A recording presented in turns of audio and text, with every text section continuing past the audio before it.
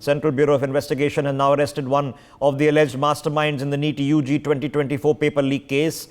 We are being told that he's been identified as Shashikant Paswan, also known as Pasu, who is a B.Tech grad from the National Institute of Technology in Jamshedpur. Additionally, the central agency has also arrested 2 MBBS students who acted as solvers. With this, the total number of arrests in the 6 cases that are currently going on across the country has now reached 21. Ayush, my colleague, is joining us this morning. Ayush, can you tell us a bit about this Paswan fellow? When was this arrest done and what is his alleged role?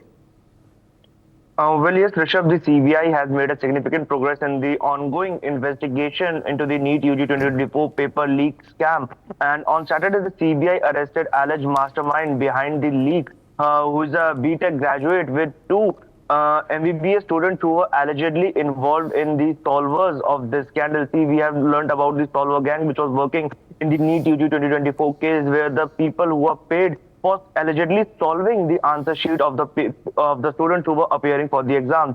And the 2 MBBS students apprehended by the CBI are from a medical school in Bharatpur, Rajasthan. And according to the report by the news agency, these arrests come in the wake of a broader crackdown by the NIA and arrived at addressing the public outrage in ensuring accountability for these involved in compromising the integrity of the NEET-UG 2024 exam. And just 2 days prior, Surbhi Kumar, a first-year MBBS student at Ranchi's Rajendra Institute of Medical Science, also known as RIMS, was also arrested. And she underwent 2 days of investigation, during which she reportedly admitted to solving the stolen examination paper on the day of NEET-UG exam, which was held on the May 5th, 2024. Over to you, Rishabh.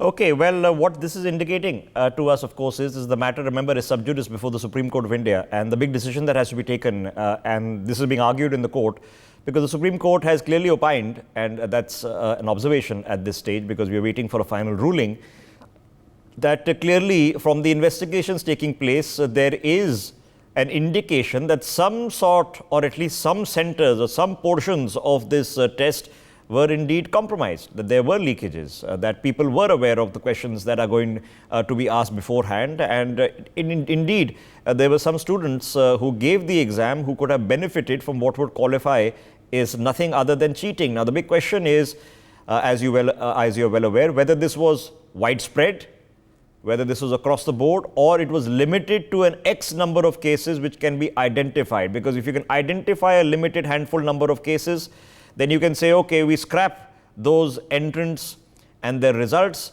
but the overall test, which is meant for meritorious students, stays.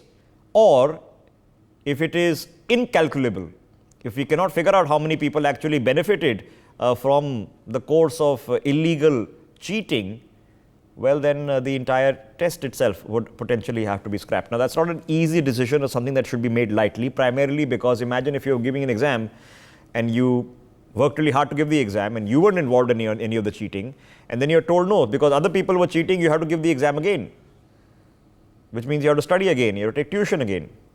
And it's X number of months of your life which are once again wasted. It's, as you are well aware, a bit of a mess. We'll keep on getting updates on this. 6 cases, as we told you, are currently on concurrent investigations in which 21 people have been arrested, including the latest arrest that has been made of this Pasu fellow. Thank you very much to my colleague for getting us that update this morning.